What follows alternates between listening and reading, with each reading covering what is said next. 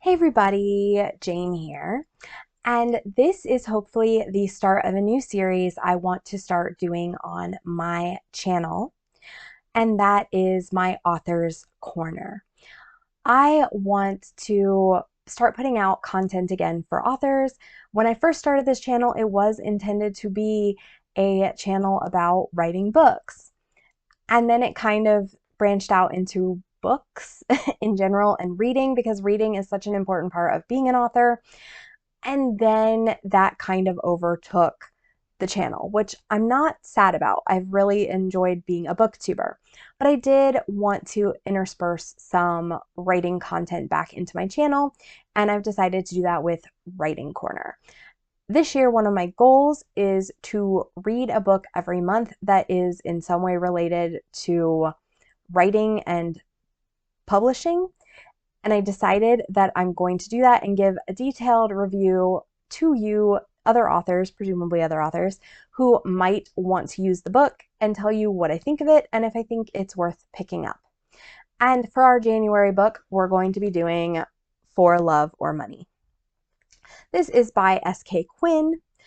This is the nonfiction pen name for Susan K. Quinn.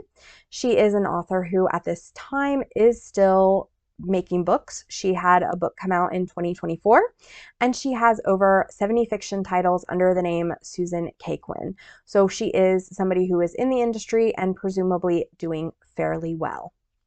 I will say, like, some of her newer books don't have nearly as many reviews as her older books, so I'm not sure like how her earnings are, but she does seem to be somebody who is worth listening to. And I think that's so important because sometimes you'll research the people who are giving advice and they don't seem qualified to give advice. I do feel like Susan is qualified to give us some advice. A couple caveats before we continue.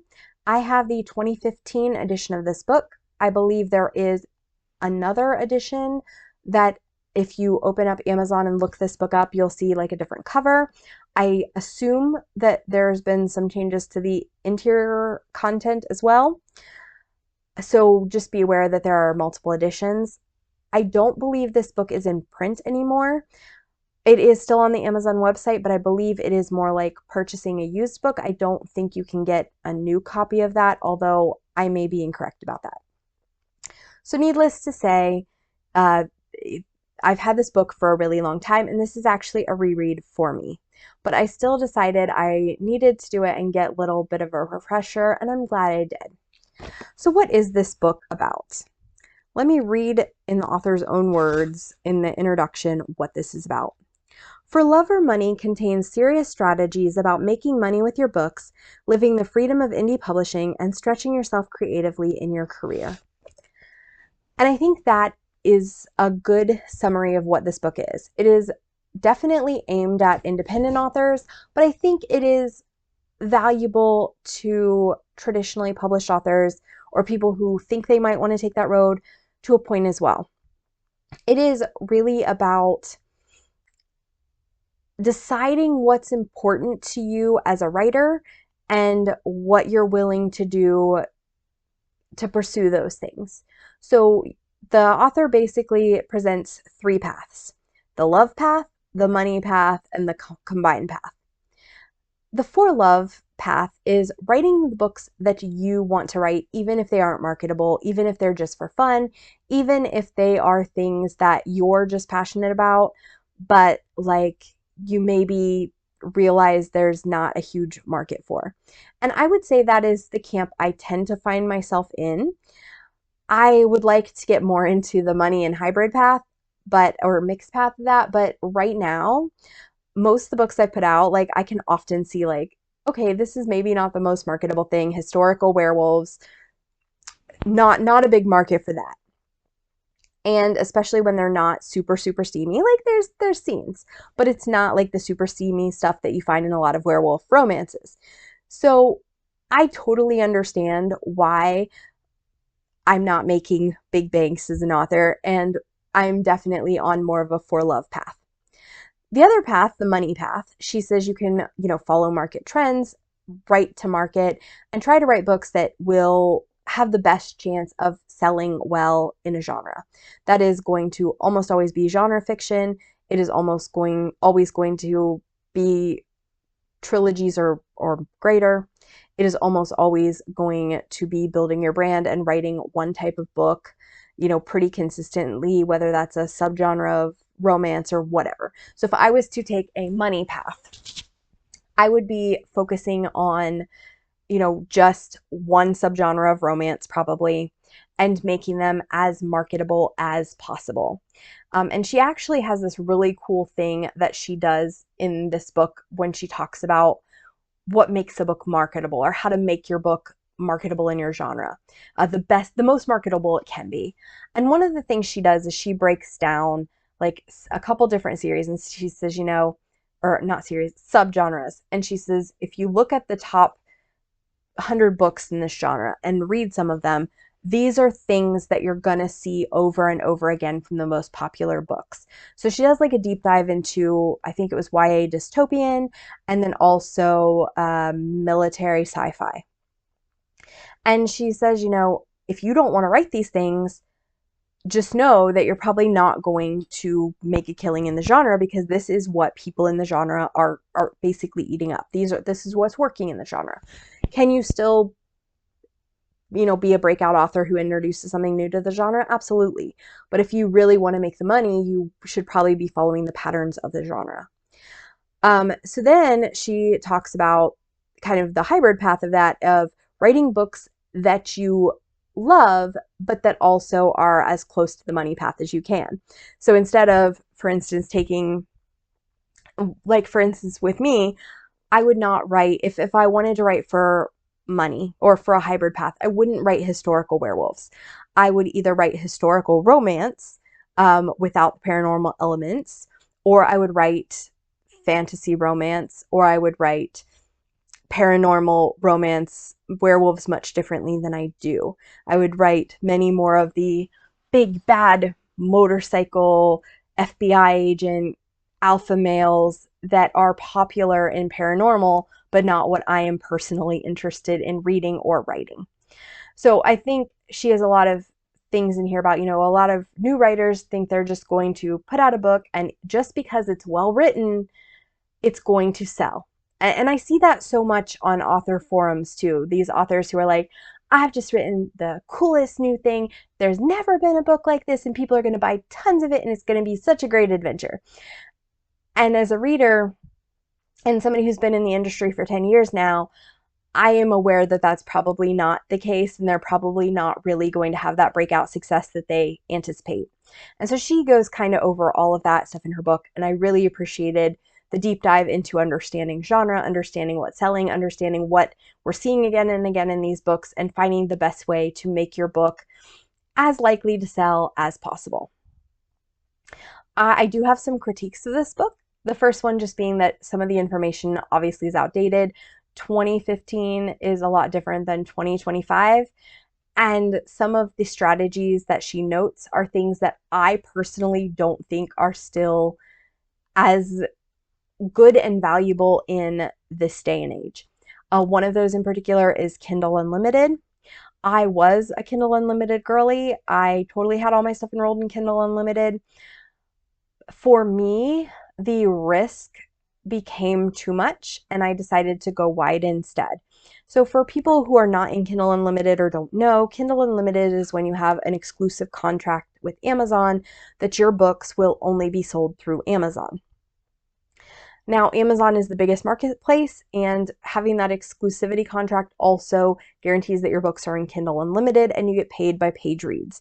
So these are all very positive things, and it's probably the best way to make money if you're an author, is having your books in Kindle Unlimited and exclusive to Amazon. The challenge or problem with that, though, if we're being honest, is that if anything happens, if your books get pirated, if they show up on pirate sites, or if you have issues where Amazon decides they want to shut down your account for whatever reason, you can lose everything. You can lose your entire writing career in one push of a button from somebody on Amazon. And for me, that was just too much risk. I wanted to go wide with my books.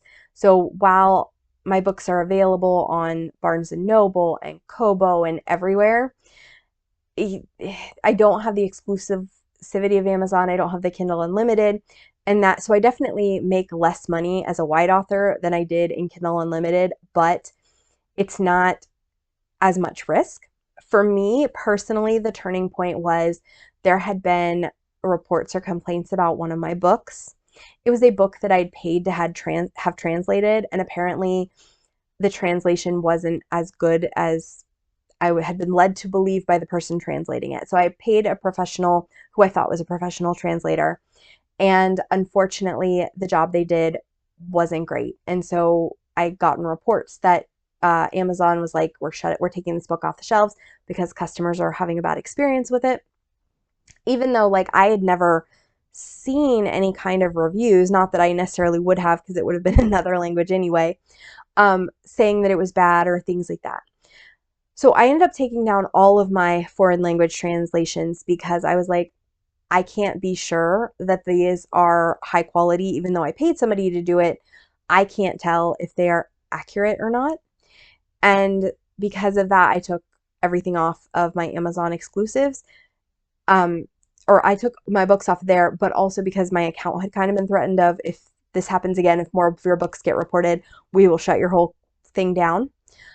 I took all the foreign language translations off, but also I made the decision I no longer wanted to be exclusive on Amazon, because if I am writing a book and it, it for whatever reason, it doesn't work on Amazon and people report it, and Amazon decides to shut me down, even if I did so in good faith, like I did with those translations, I don't want to lose my entire author career, and I don't want to stop being an author. That sucks. I'd rather be on Barnes & Noble and Kobo, which are smaller platforms, than nowhere at all if I can't be on Amazon, and Amazon could very easily just shut my entire thing down. So for me, exclusive is not the way to go, and that's one of the things she kind of promotes in here.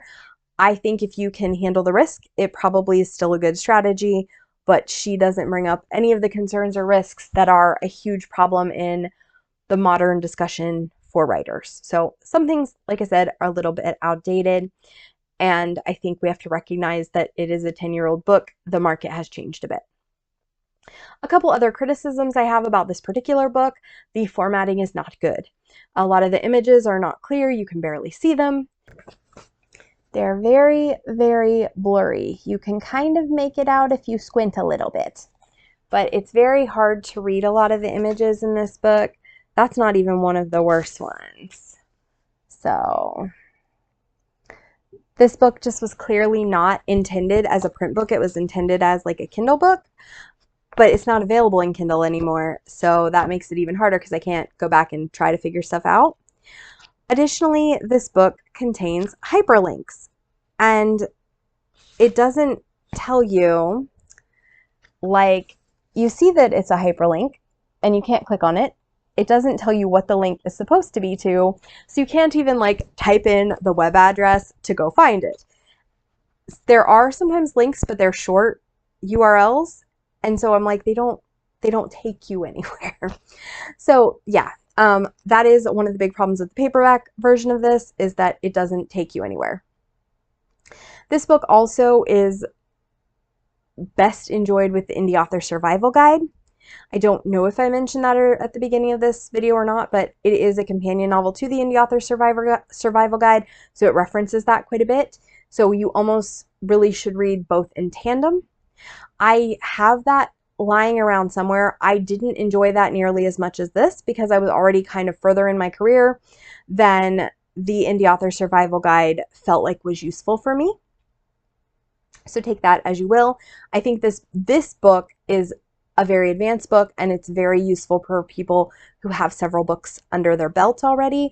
The Indie Author Survival Guide, it's been a while, but if I recall, it was much more for like the beginner, the people who are starting out. And while it had good tips and tricks in it, I felt like this one was far superior to the other one. With that being said, there are many really good things in this book. I have highlights throughout. This was one of my favorites.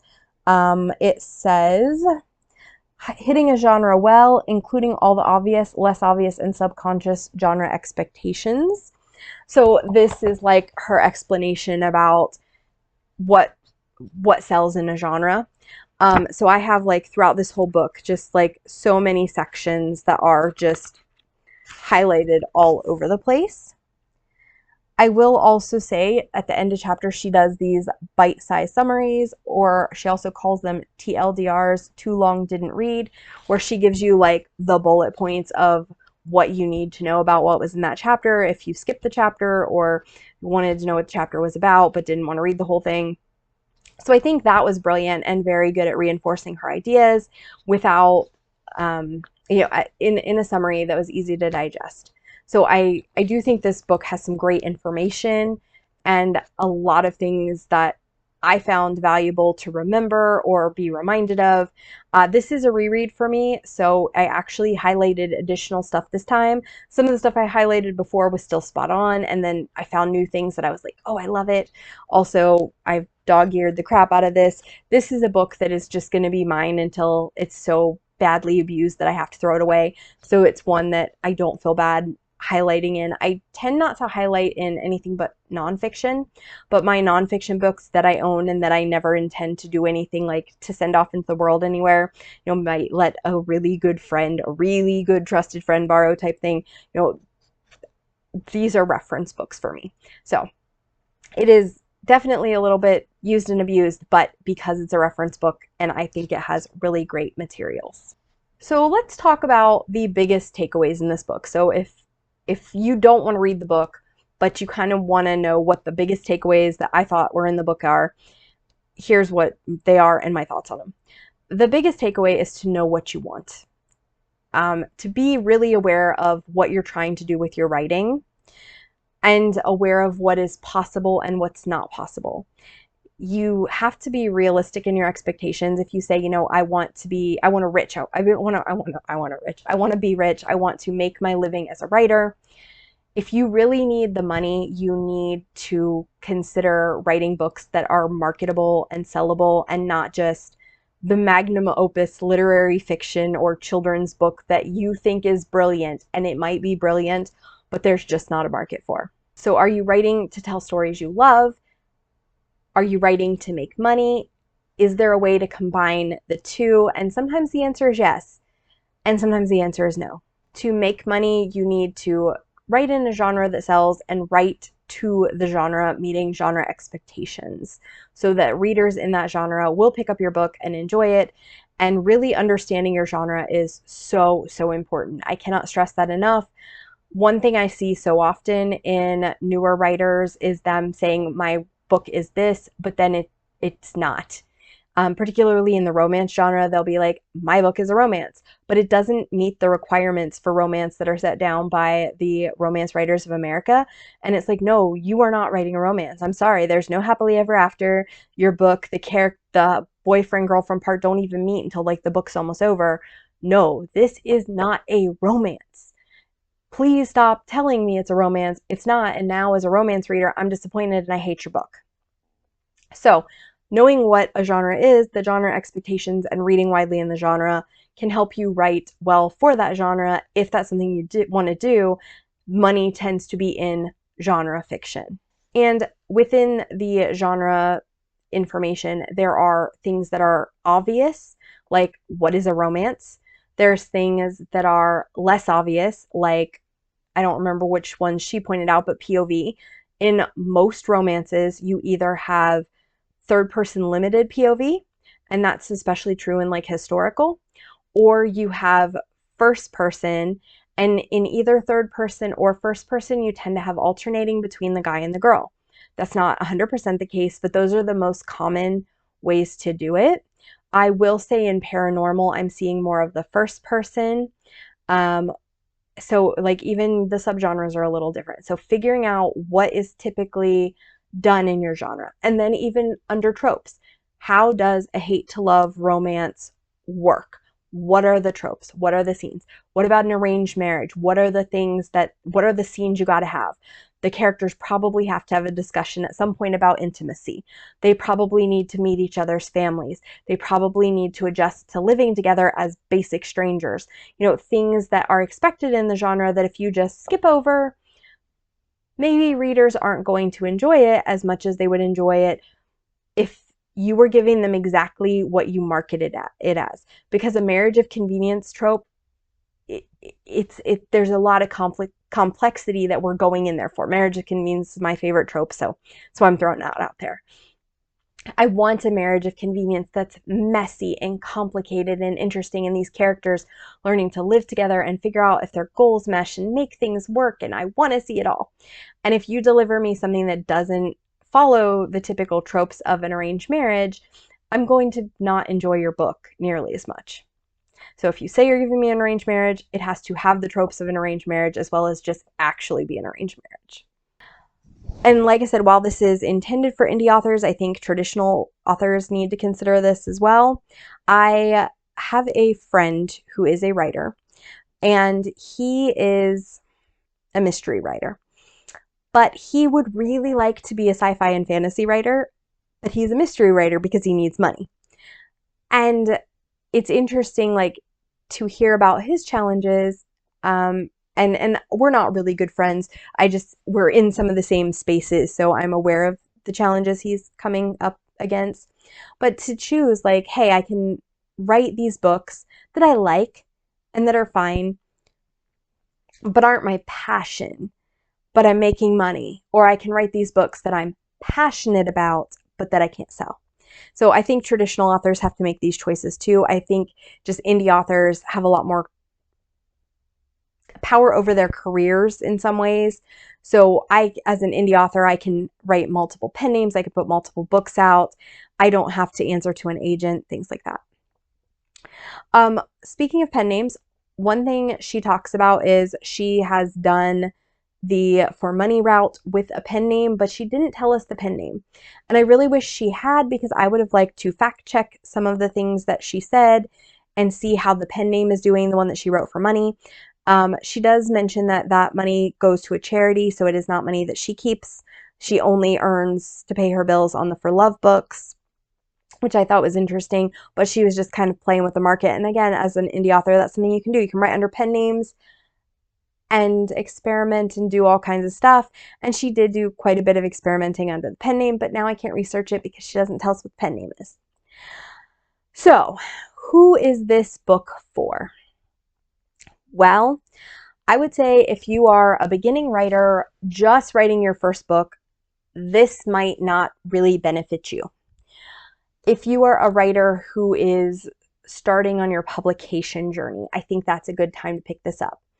A writer who is looking at wanting a career as a writer.